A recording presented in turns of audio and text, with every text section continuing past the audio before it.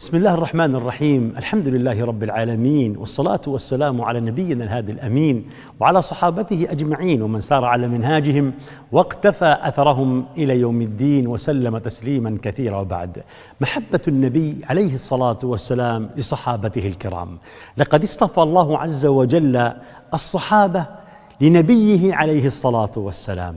نعم، كانت هناك علاقة طيبة بين النبي عليه الصلاة والسلام والصحابة الكرام، حيث جاء عند البخاري في صحيحه قال عليه الصلاة والسلام: لو أنفق أحدكم مثل أحد ذهبا ما بلغ مد أحدهم ولا نصيفه.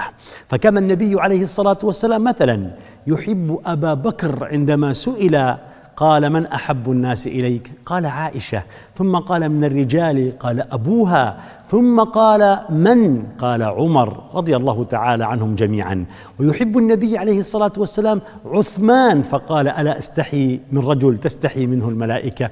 ويحب عليا رضي الله تعالى عنه، حيث قال: غدا لأعطين الراية غدا. رجل يحبه الله ورسوله ويحب الله ورسوله.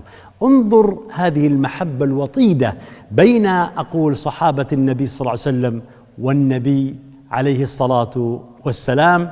أسأل الله لي ولكم التوفيق والسداد والهدي منه والرشاد، إنه جواد كريم. والسلام عليكم ورحمة الله وبركاته.